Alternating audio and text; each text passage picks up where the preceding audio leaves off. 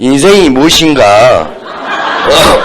그 한마디 딱 정리해서 그 맛을 듣고 싶어서 질문을 했습니다. 이사입니다.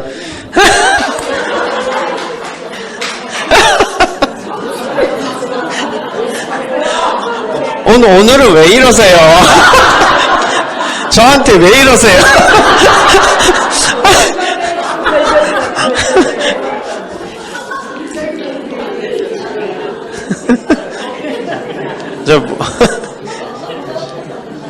근데 옛날 같으면 그래도 저는 이렇게 생각합니다라고 얘기할 것 같은데, 저도 시간이 좀 지나니까 점점 더 말을 하기가 어려운 것 같아요. 그런 말씀들은 우리 여기 어르신분들한테 들어야 되는 얘기가 아닐까요? 누가 한번 나는 인생이 이렇다라고 정의 내리겠다 말씀하실 분 좀 말씀 좀 해주세요. 좋은 얘기 좀.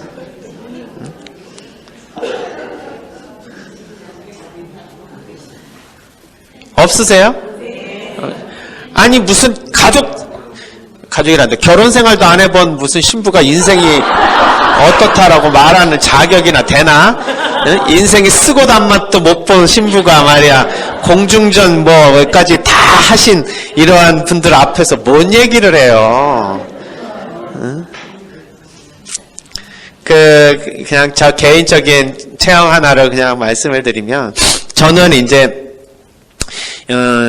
교구 사제지만 재숙회를 처음에 이제 들어가서 수도회 정신으로 살면서도 이제 교구 사제로 사는 그런 이제 재숙회가 방인 재숙회가 있었어요, 예전에.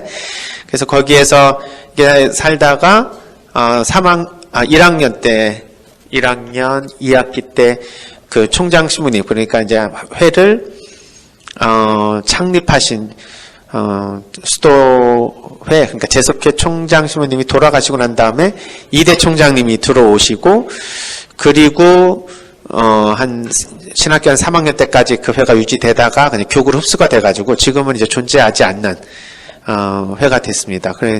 그래서 이제 교구사제로 다시 들어와서 이렇게 살게 된 거죠. 그래서 처음에는 그냥 수도회 사제처럼 이렇게 지원해서 이제 출발을 한 거예요. 지금 삶은 이제 교구사제처럼 사는 거지만.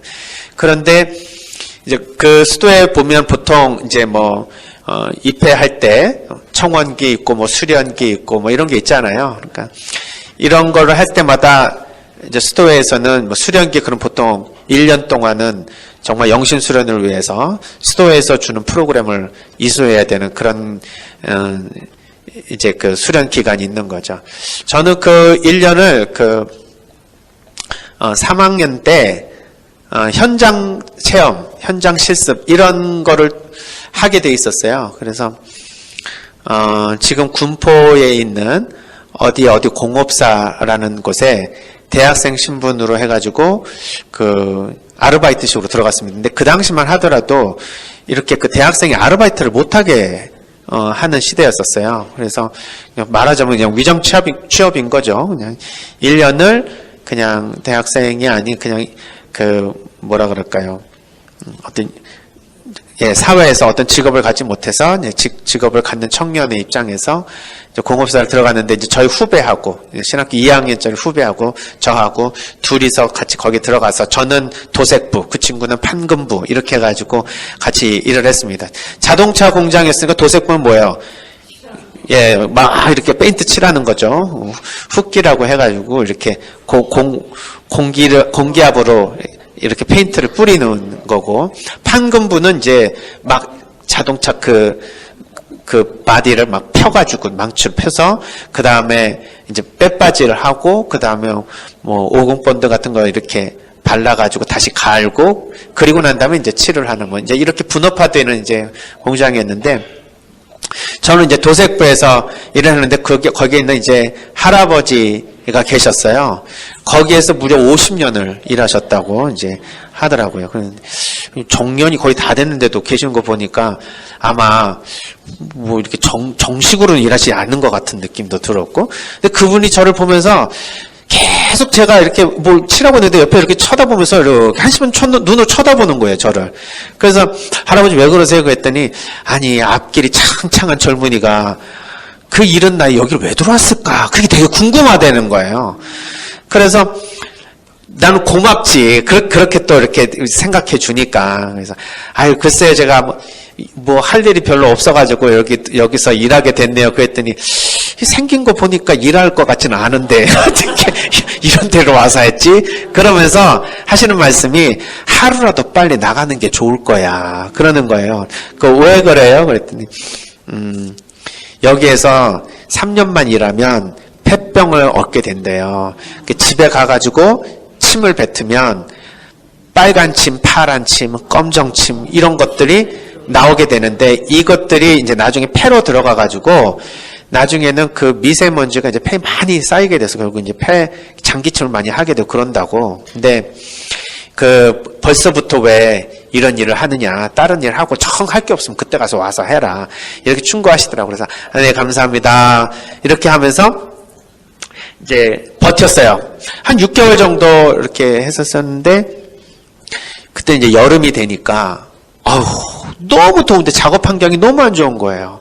그리고 거기서 일하는 분들은 전부 다 정말 사회에서, 어디 이제 가도 갈 데가 없는 그런 분들이 오셔가지고 마지막으로 이렇게 마기를 하시는 분들이 많으셔가지고 무슨 처우를 개선해달라 근무 환경이 어떻다 이런 말씀도 못 하시는 거야.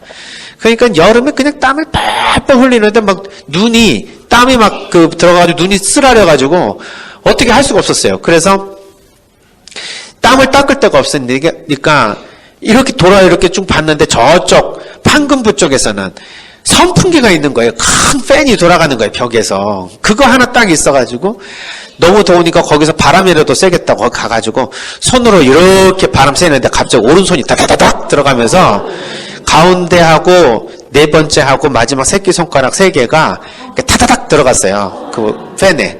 그래서 순간적으로 놀라가지고 손을 뺐더니, 가운데 손가락은 이제 뼈가 살짝 보이고, 그 다음에 네 번째 손가락은 거의 이게 좀 반이 잘라져서 덜렁덜렁거리고 새끼손가락도 반이 좀 잘린 거예요. 그러니까 이게 덜렁덜렁 이거 한 거죠. 그래 놀래가지고 순간적으로 깜짝 놀란 거예요. 이제 근데 그때 무슨 생각이 드냐면 나 이러다 신부 못 되겠다 생각이 드는 거예요.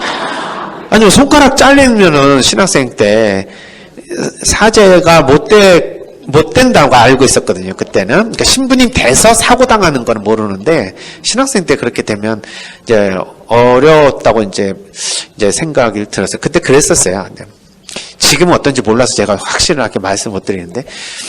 그래가지고, 이 손을 막 부여잡고 사무실로 가가지고, 나 사고 당했는데 어떻게 하면 좋냐. 그랬더니, 옆에 있는 병원 가래요. 그래서, 혹시 여기에서, 이렇게 차로 좀, 해줄 수 있냐? 그랬더니 차 없대. 그래가지고 내가 어떻게 하지 하는데 이제 제 옆에서 같이 왔던 그 신학생이 막 형 어떻게 된 거냐고 막 놀래가지고 왔어요. 그래서 제 손을 보더니 막 놀래가지고 이 친구가 저를 부축해가지고 택시를 타고 병원으로 데려갔습니다. 그래서 응급실에 이제 앉았죠. 응급실에서 이렇게 앉아있는데 간호사가 와가지고 어떻게 왔냐고 했는데 손이 이렇게 돼서 왔다 그러니까 이렇게 보니까 그러냐 그러면서 좀 기다리라는 거예요. 손은 계속 이제 피가 여기에 나고 있는데, 근데 응급실에서 한 30분을 이제 기다렸습니다. 계속해서 이렇게 휴지로 피를 닦으면서 이렇게 누르고 있었는데, 지압으로. 그랬는데, 안 오는 거예요. 의사 선생님이. 그래가지고, 저는 그때까지만 하더라도 순서를 기다려야지, 내가 급하다고 이거 치료해달라고 해야 되나? 이런 생각을 하고 있었는데 제 후배가 저보다 훨씬 더 현실감이 뛰어난 애지. 갑자기 소리를 지르면서 난동을 친 거예요. 지금 그러고 보니까 어디 본당 신부로 있네. 그 친구가 여기 의사들 다 나오라고 막 소리 지르면서 막 의자를 발로 차고 막 난리가 난 거예요. 그랬더니 그때서야 간호사가 와가지고 왜 난동이냐 뭐 하냐 그랬더니 지금 사람이 지금 손이 지금 저렇게 해서 이제 죽어간다. 왜 가만히 있냐 그랬더니 간호사를 보더니 손가락 잘라진 것 같고 뭘 그러냐고. 지금 붙어 있구만. 완전히 잘라진 것도 아니고. 이제 그러니까 이제 막 열이 받아가지고 막 소리 지르면서 막 난동을 쳤어요. 그래서 할 수 없이 오라 그래가지고 의사가 딱 들어가는데 난동을 친 그 사람들이 와가지고 의사가 딱 봤을 때 좋겠어요, 기분이? 그리고 우리는 이 원피스를 입었잖아.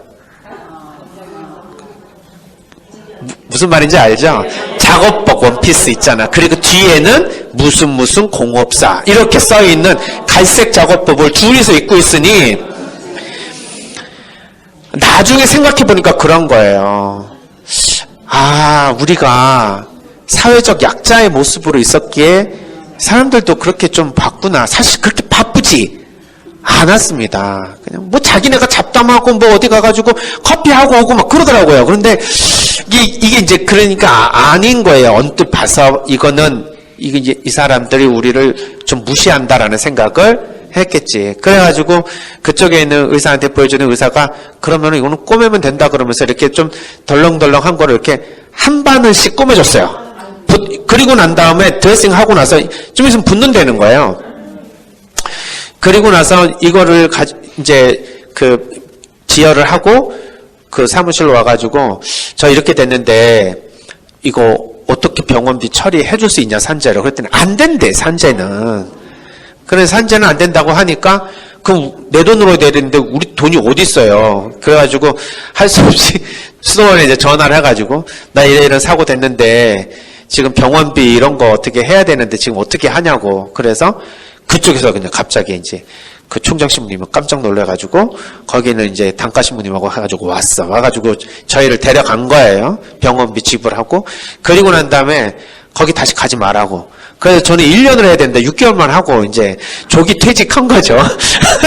조기 퇴직을 해서 집에 왔더니 보자고 손을 보러가지고 이렇게 했더니 이제 사실은 그때까지만 해도 사태 심각성을 전 몰랐는데 그 총장신부님이 그런 거예요. 야 이러다가 진짜 얘 하나 그 신부 못 만들겠구나 라는 생각이 들어가지고 이거 현장 체험도 좋지만 이거 신학생들 이거 진짜 이거 안전한 곳에 보내야 되겠구나. 저는 그 공업사 갔지만 어떤 친구는 저쪽 그 난지도에서 쓰레기 처리장 거기 가서 일했었거든요. 그러니까 이제 그런 걸 보면서 아 이게 좀 안전한 곳에 이게 현장 체험도 좋지만 이러다 사람 잡겠다는 생각을 하신 것 같아요. 그래서 이 손을 부여잡고 다시 빈센트 병원으로 갔어요. 그래서 빈센트 병원에서 의사한테 보여주는 의사가 이거 누가 이래냈니? 왜 그러냐 그랬더니 이게 강아지도 이런 식으로 안 꼬맨다는 거예요. 그래서 다시 풀어가지고 정성스럽게 여러 바늘로 꼬매줬어요. 그래서 저 지금 이렇게 이쁘게 돼 있습니다. 아직 멀쩡해요.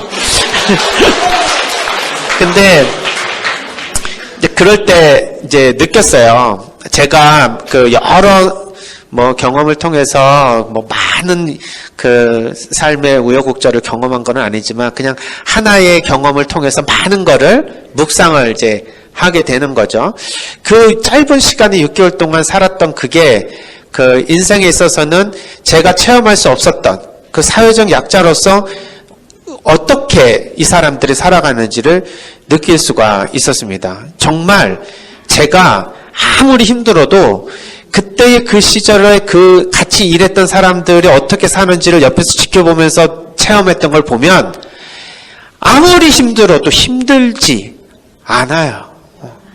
그것보다 훨씬 더 힘들게 사는 사람들의 삶을 본 이상은 내가 누구 앞에서 엄살 피울 수가 없습니다. 정말로.